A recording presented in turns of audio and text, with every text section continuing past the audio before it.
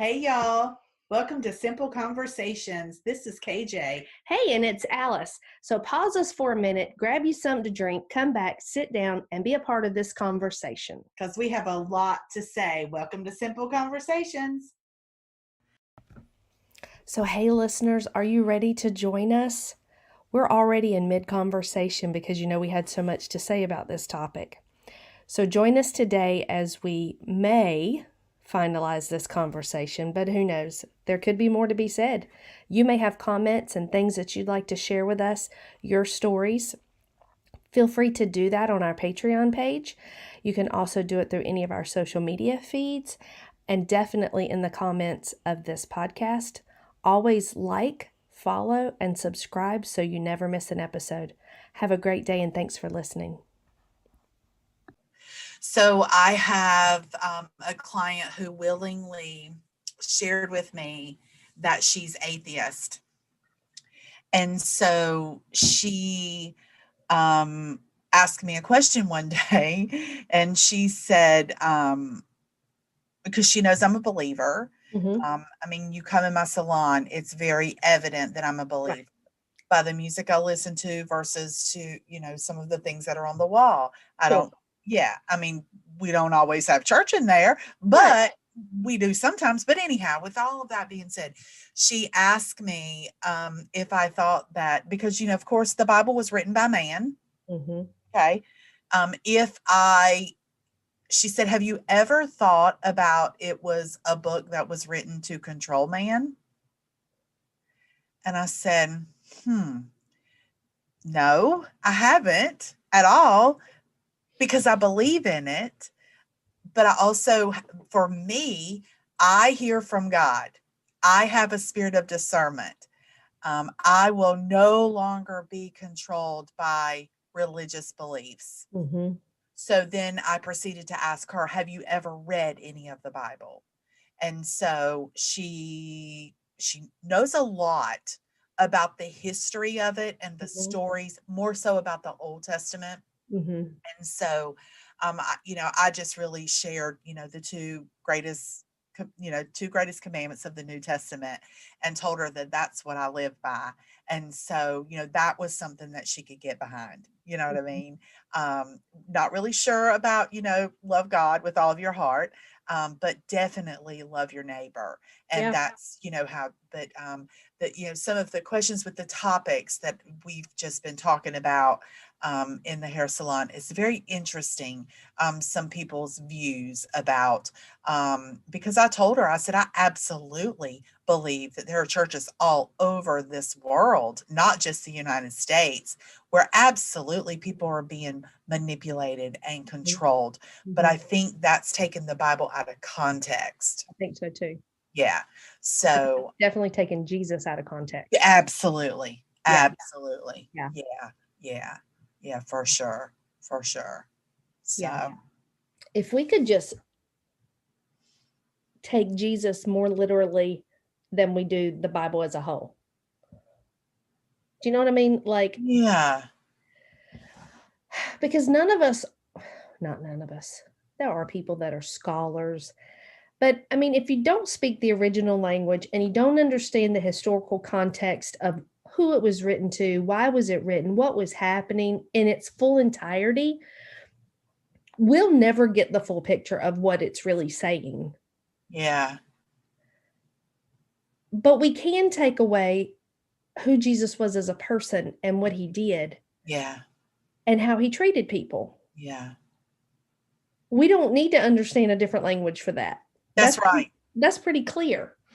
Now, it's important, like understanding the language is important, for example. So when Jesus was with the woman who was caught in the act of adultery, the passage that most of us read, he says to her, neither do these men condemn you, because, nobody ended up throwing a rock, because he said to them, you without sin cast the first stone. And then the oldest men to the youngest men began to drop their rocks and walk away.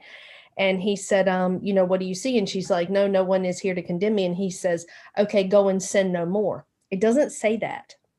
The actual original language says, go and be in no shame, or go without shame, which is a completely different thing than go and sin no more. Ah, Right? yeah. Because in all reality, we're human. She would never go and sin no more. Right? That's not going to happen. But he told her, go and be without shame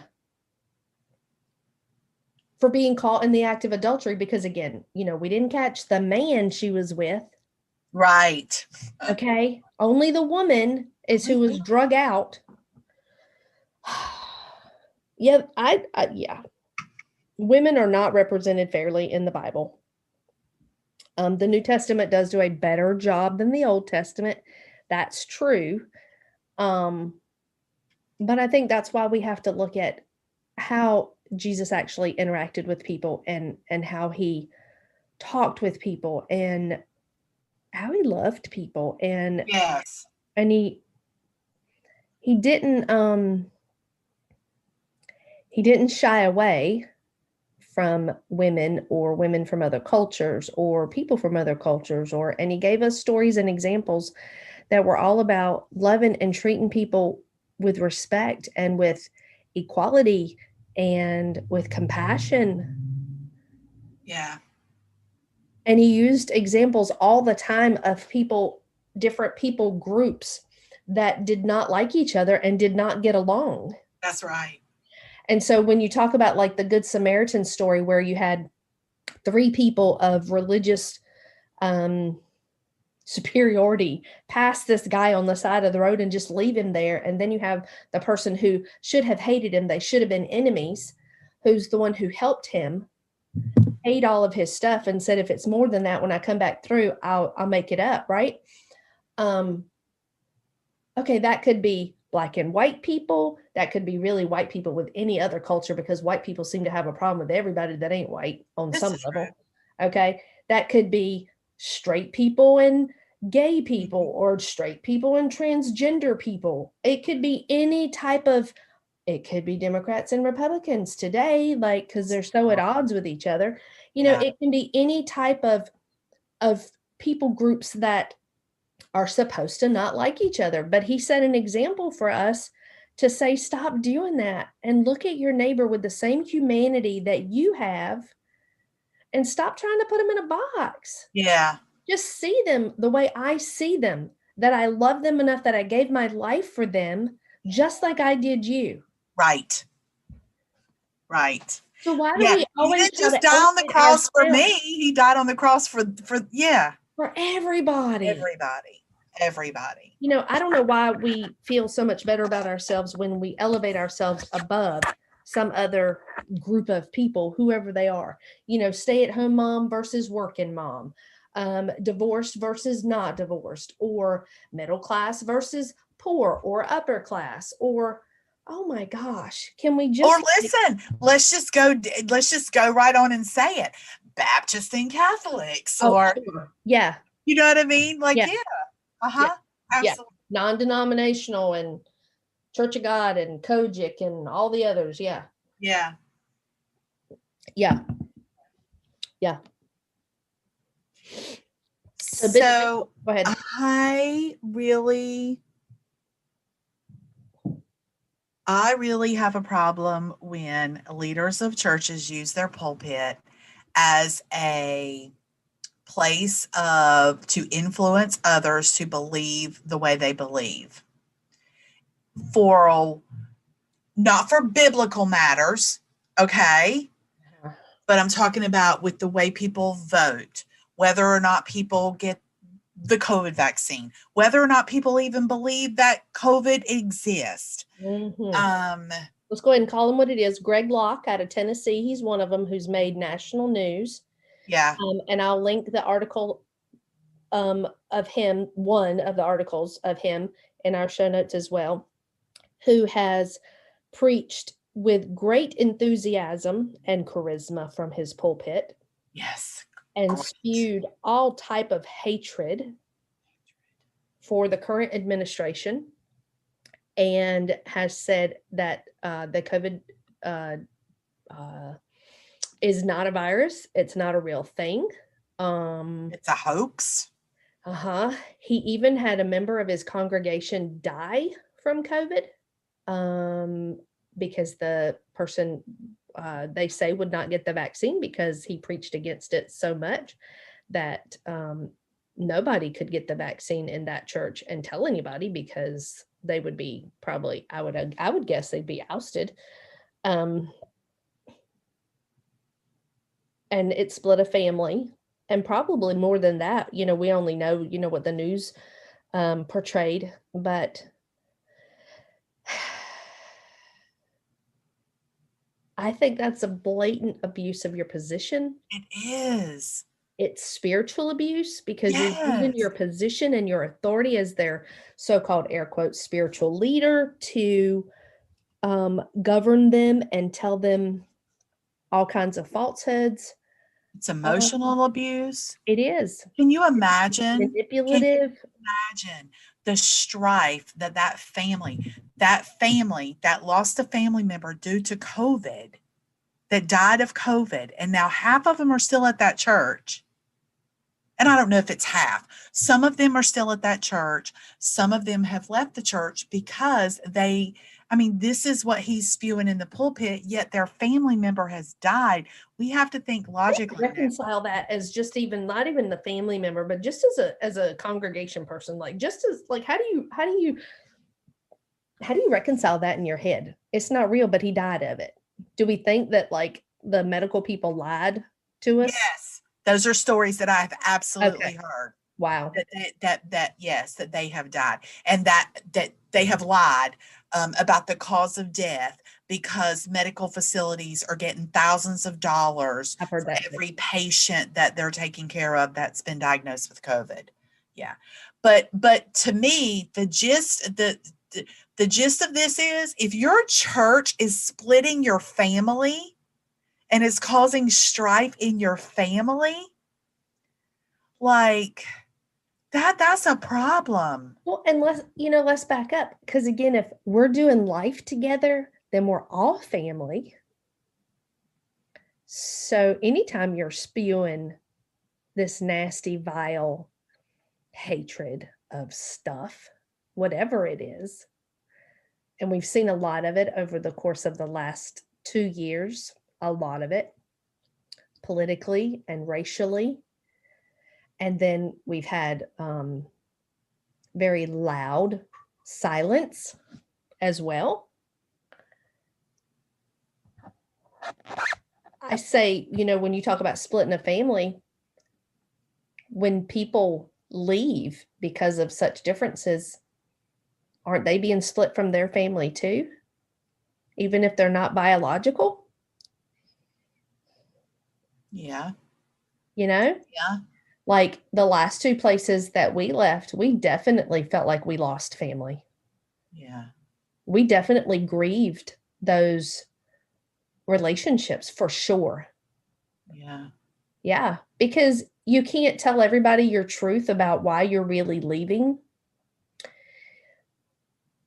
You don't know what people think of you for leaving.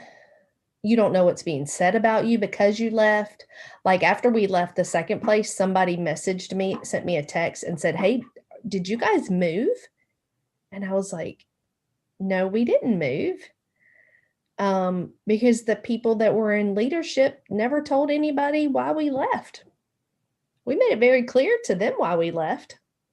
And we didn't feel like it was our place to tell the congregation why we were leaving, because that causes dissension, and we didn't want to do that. We didn't want to cause any kind of dissension or make people feel one kind of way or the other, or cause loyalty issues or whatever. So we just quietly walked away. But dang, we were pretty busy people there, and you can't just ignore the fact that we're no longer there. Like, you have to tell people. Yeah, we grieved those relationships for sure. Yeah. Yeah. See, I guess I have never been so involved in a church where I called people at church my family. Yeah, we were. We And have a so, 17-year history with one of them. I mean, I loved them, Yeah. and they were my friends, and I looked forward to seeing them, and some of them I've maintained relationships with. And we have too with some. Yeah. Yeah. Um, Yeah. yeah, I think that's very interesting. Yeah, I never have considered people that I went to church with my family.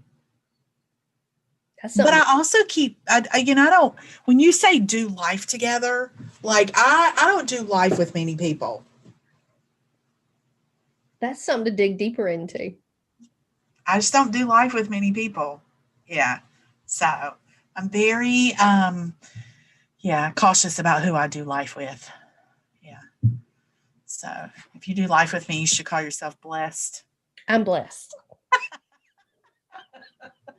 I am blessed. I do life with you. I think I do life with you. Yes, yes, yes.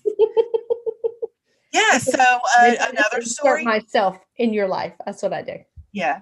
So hey, get in where you fit in. Right? Um, so that leads me to another story of where I had someone share with me that they wanted to go to a women's Bible study group. And so they were really enjoying the women's Bible study group, and the women were so encouraging and were so positive, and she enjoyed the fellowship of that. And so they invited her to church. And so her very first time going to church, the pastor told them who they should vote for.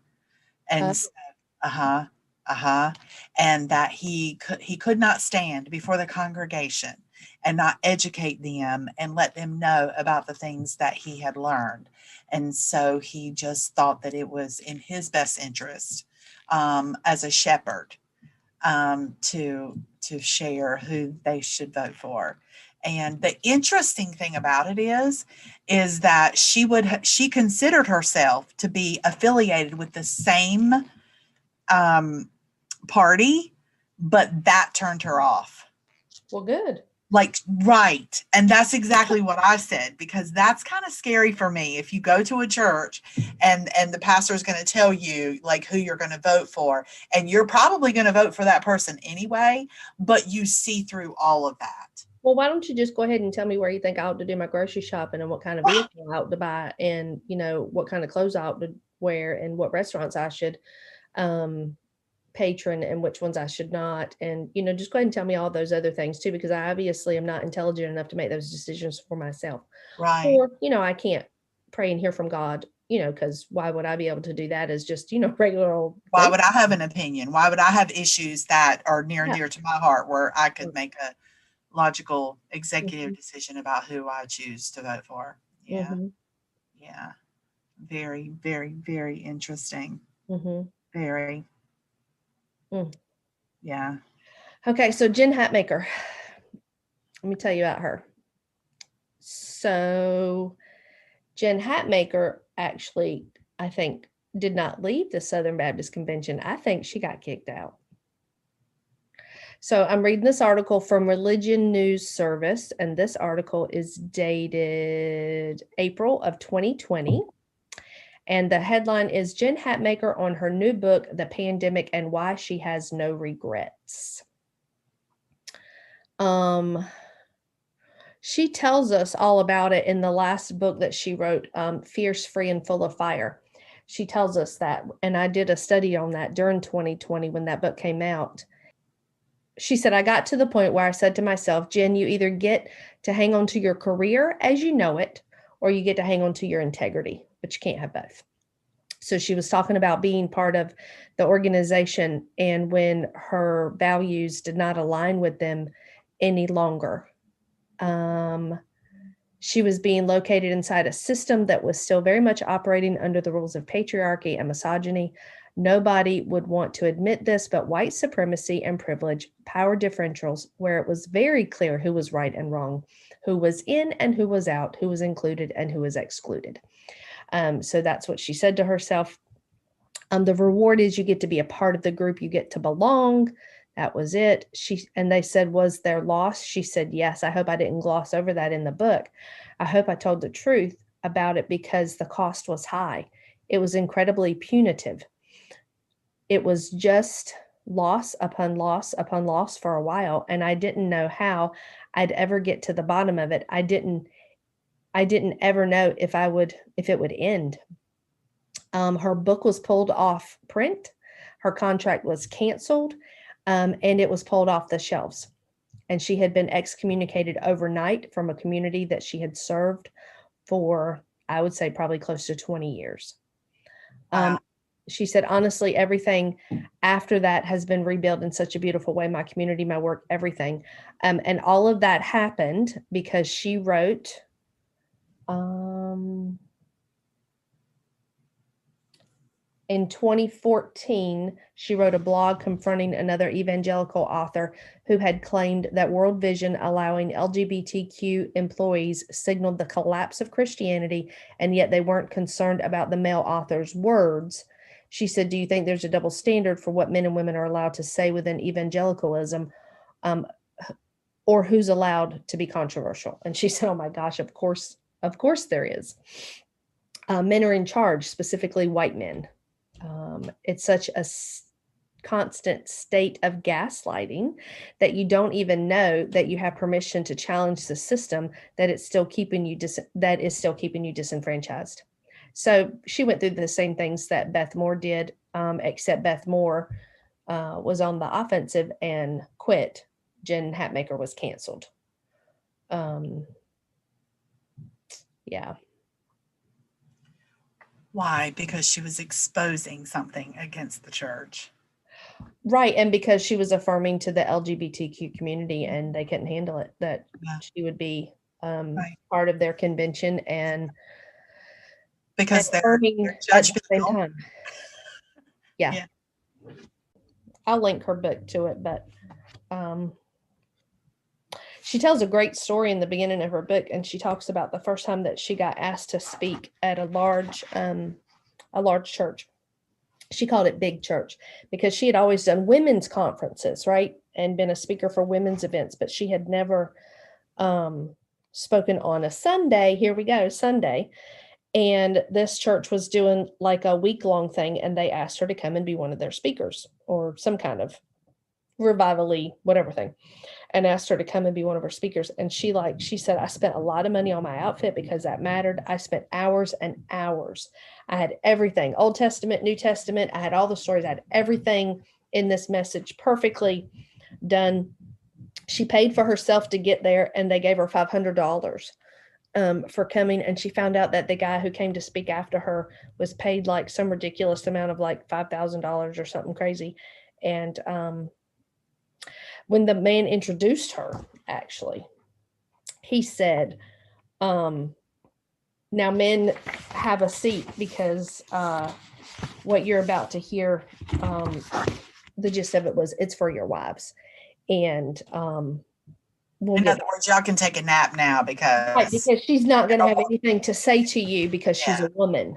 And she said she felt so small when she went up on the platform that she was like, it really threw her for a loop on how to then present her message, and to find out that not only she paid her way to get there, and he gave her like, seriously, it was like $500. And the guy who came in to speak after her got like $5,000. And of course he was allowed to talk to everybody. Women could listen to him. Imagine that.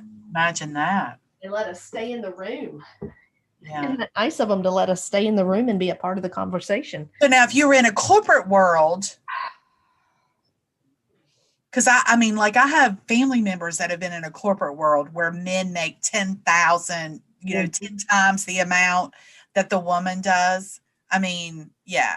I mean, I have a close family member who I know this for sure. I mean, like, what would that be called in a corporate world?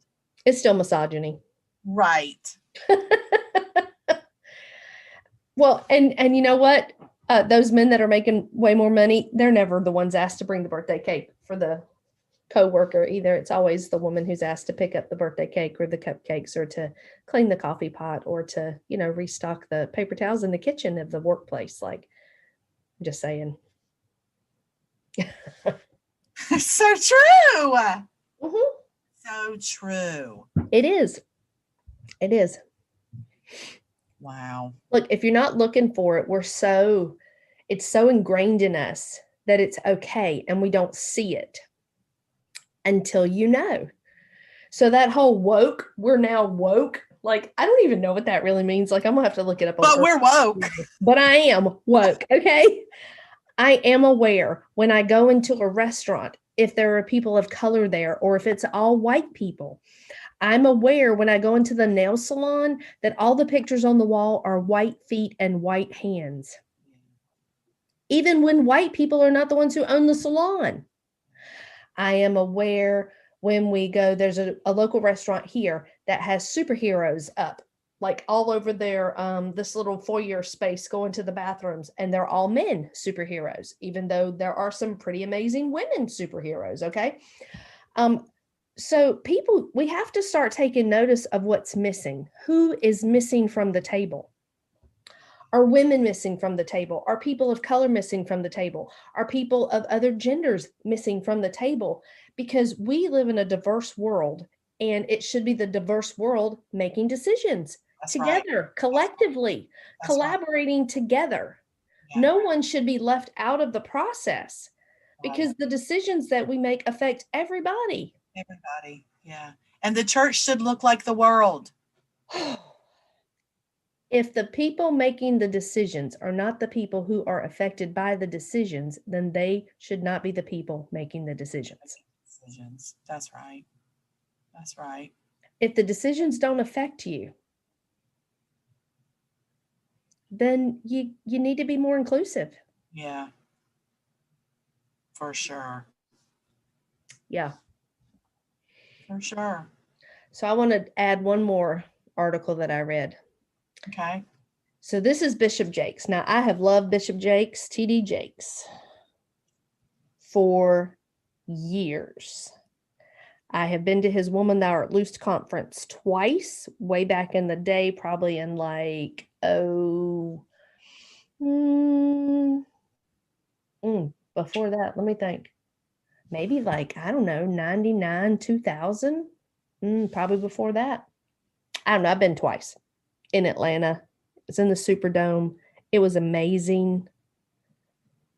Probably 10,000 plus women there. It was crazy. I loved it. I've always been a follower of him, his books, his sermons. Yeah. So he did an interview. I'll scroll to the top in a minute and tell you when it was, because I'm at a part here that I don't want to lose. But he's being interviewed. The person's name is Green. I don't know.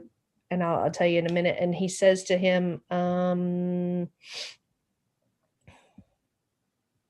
Jake says, I think it's true in some cases. And I think he's talking about here.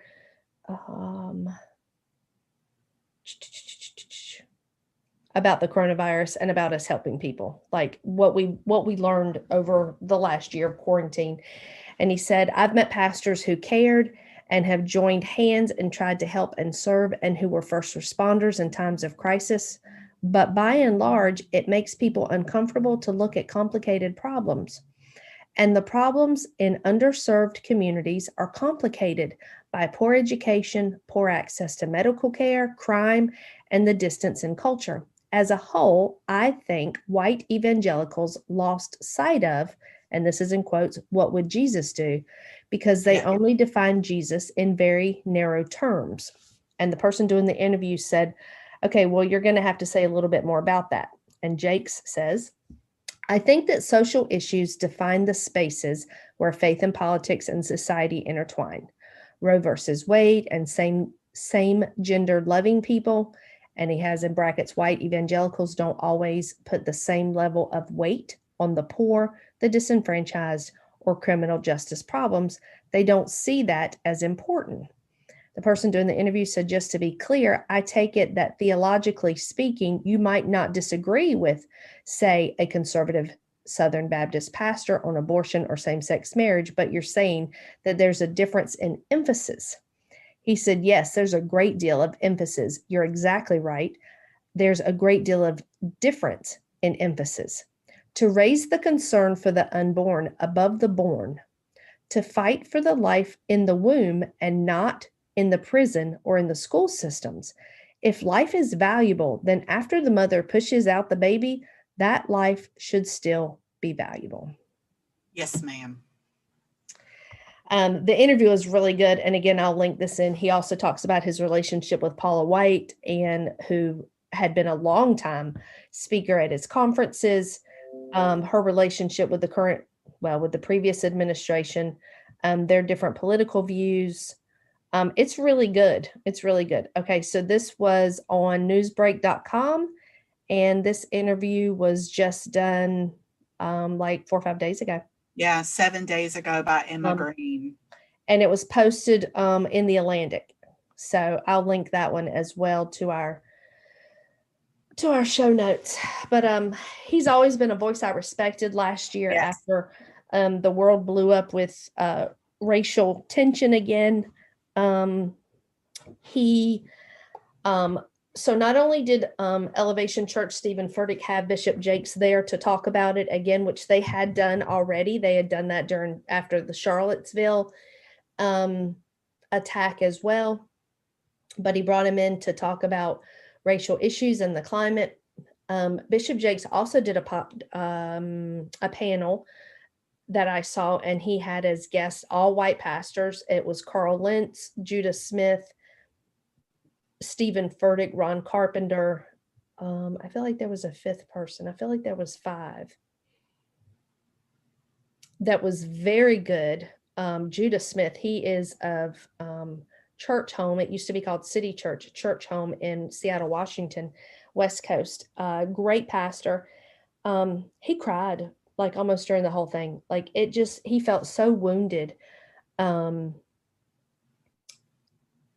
they talked about, why speaking up matters, why we're saying Black Lives Matters versus All Lives Matter, how belittling, and maybe belittling is not the right word, but demeaning it is to say all lives matter. Yeah. Because all lives don't matter. Well, Black Lives Matters. Well, and because, other lives are not the ones in jeopardy now. That's right. Asian lives now with the whole coronavirus thing and the attack on our Asian communities. That's right. Yeah. So, gosh. But anyway, I've always respected his stand. And I think that we've watched him grow and evolve. I think the same with Stephen Furtick. Like, I have followed Furtick his entire career. I found him when I worked in youth ministry, and he did youth conferences still. And so I have followed him since I think like 2006. He has grown and evolved, and you've watched that evolution in his speaking, in his not just in how he's grown like as a pastor, but even how he's grown in compassion and in relating to, man, sometimes life sucks and sometimes life hurts. Yeah. And being able to talk about that is so important.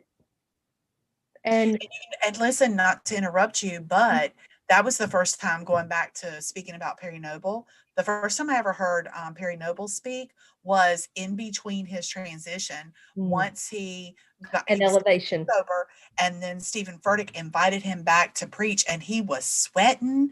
It was his first Sunday preaching. Yep. Coming back from it was, and I'll never forget it, because he said, I never thought that I would be doing this again, and the only reason why I'm here is because of Stephen Furtick. But I mean, hey, he's doing what God's called him to do. But so interesting, And one thing that I love about TD Jakes is that he said that the pastors, the leaders that have reached out to him to ask questions about racist experiences, what they need to know, how can they move forward, how can they be a voice for the church. Those are the people that he's really been pouring into, and making sure that he's communicating with, and I appreciate that. Yeah, he says in this article too that he said that there were some pastors who tried to not be silent and tried to say things when this happened, didn't quite say things correctly, and then we're just going to like stop talking about it. And he reached out to them and said, you can't stop talking Let's just change the conversation some. It's okay that you were trying to do the right thing. You didn't use the right verbiage. It's okay. Let's just keep talking. Yeah, Yeah. exactly. Because I think that's Extended one grace thing for too. that. Absolutely. And I think that's one thing where I've had to grow talking about, being anti-racist, because I was so scared in the beginning about speaking out because I'm scared I'd get it wrong. But as long as I'm speaking with a voice from my heart, with Jesus in my heart, for love, for people, for humanity, Yeah. then I may get it wrong, but at least I'm not staying quiet anymore. Right. Because that's not good either. So Right. that's not good at all. So, and honestly, just like what my son says, things really aren't going to change until white people start speaking up. That's So right. yeah. He's right. So I have an obligation to speak up. So I have a sticker on my car that says use your privilege for those who don't have it. that's so good. That's so good. Yeah. So Yeah. this has been really good. Yeah. Really good. Yeah. Really Yeah, so good. listeners, I will include all of those articles that you can read for yourself in our show notes. And, we'd love to hear your stories. So if you guys have stories, we would love to hear your stories. So if it's too long to type out, message us and we will Zoom call you, or, you can record it and send it to us in a recording, or, whatever. But we would Be love a to hear part of your our stories. conversation. Be a part of our Yeah. conversation. Yeah, we Yeah. would love that. Yeah. So And again, again, listeners, we're not telling you to leave your church. We're sorry, not telling you to leave your disclaimer, church. disclaimer. Yeah, and listen, just remember, we still love Jesus, and we read our Bible, and We we just spend time care, with the Lord. okay? And it doesn't have to be this way. It doesn't have to be so controlling and complicated. You Right. know, the Old Testament, they followed not only the 10 commandments, but the Mosaic law. And there were like, I don't know, I feel like 513 or some ridiculous number of laws, because you had to have laws to follow the laws. And when Jesus came, he said, I didn't come to do away with the law, to abolish it. I came to fulfill it. Yeah. And he extended us grace, and grace is messy. Yeah. And it's easier to say, I check the box on rule number 1, 2, and 3, than it is to say, I'm not really sure what this looks like or what this feels like. But I'm going to walk with you through it, because that's what I really feel is the right thing to do. It's messy. Relationships are messy, but we're called to the messy. We're Yeah. called to that. We're called to, not everybody's situation fits in your box.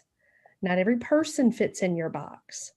We are all uniquely and divinely created. And so let's extend that grace to ourselves and to one another, and just love your neighbor Yeah. as you love the Lord. And if you're having a hard time with that, then that's a place of evaluation. And I would say, as your life coach, you need to sit with that for a minute and do some journaling and some self-evaluation. And if you need to ask the questions of, why are you struggling in that area, and where's that coming from? What have you believed that has led you to that place? And is that belief true? Yeah. That was your free coaching moment for the day. That's so good. And to take all my money. That was so good. Thank you. Yeah. Really. Yeah. Yeah. It's really, I carry this so deep in my heart. Like, it troubles me so much when I think about all of the pain that has caused people in the name of God and in the name of what should be for good, and the heartache. I've seen too much of it. I've been a part of too much of it. yeah.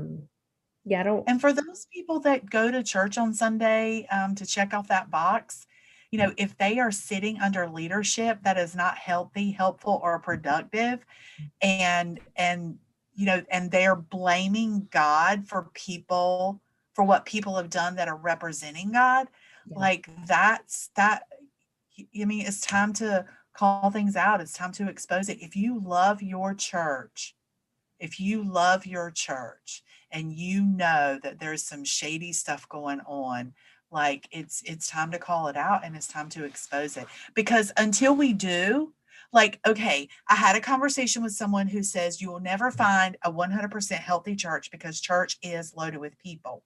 Okay. But I do believe that if we are all on the same accord and we all have one mission, that and we can let God be God and stick to just being transparent and open and everybody love God with all of your heart and love your neighbor, that I believe that the entity itself, I mean, will operate with tons of grace, a lot of mercy, and be healthier than some of the churches that we've chatted about.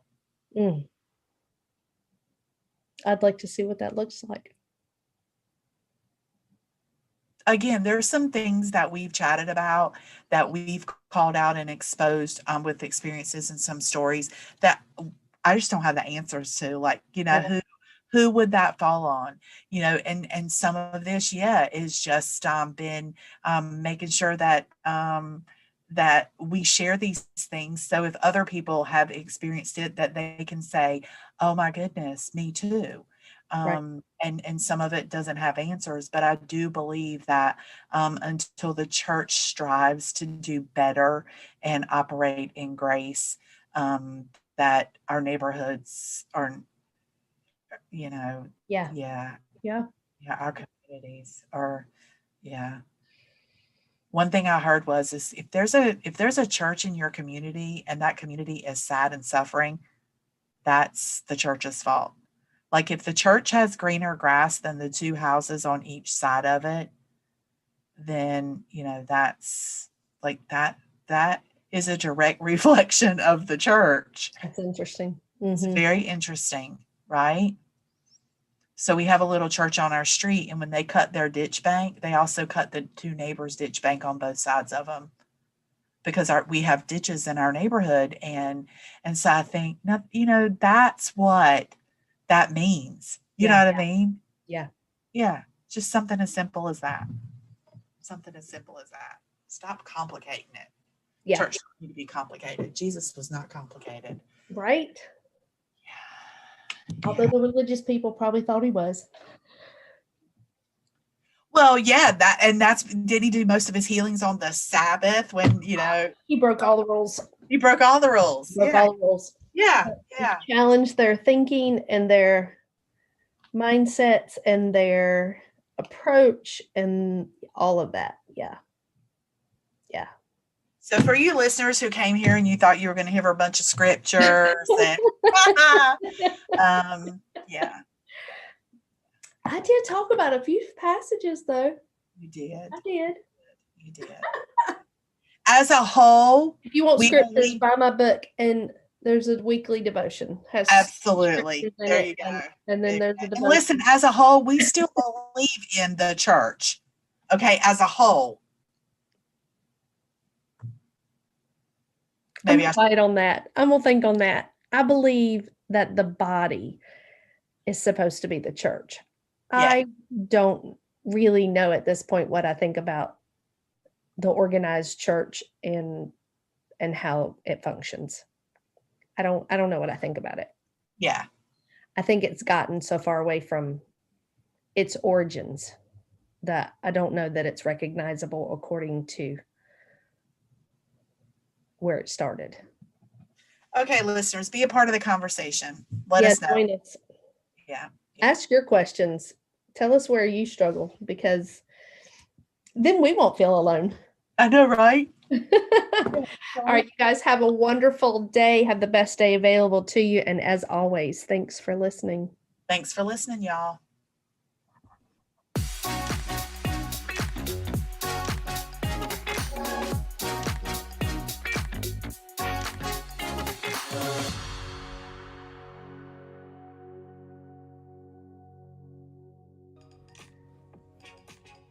Hey, you guys, we just want to say thank you today. We want to thank our listeners and those of you that have subscribed to the Simple Conversations podcast. Friends, thanks.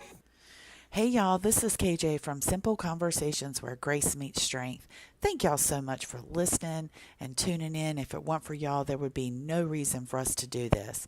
Listen, we need your help. We need your support. So head on over to patreon.com/Simple Conversations and decide exactly how you want to be involved. For $5 a month, you would get access to behind the scenes content. For $25 a month, you would get that as well as a shout out on the podcast or fan input. As a supporter for $50 a month, you would get all that in the previous two tiers, as well as a one-time gift or book that Alice and I have read or are reading that we think would add value to your life. Or for $100 a month, we consider you family. You ever heard that before? That's friends that are so good that we consider you family. So you would get everything in the previous three tiers, as well as exclusive branded merchandise from Simple Conversations. So listen, our heart's desire is to do more and to be more. And so in order for us to do that, we need help. And so we're dependent on you to help us make that happen. So thanks for tuning in and thanks for your support. See y'all.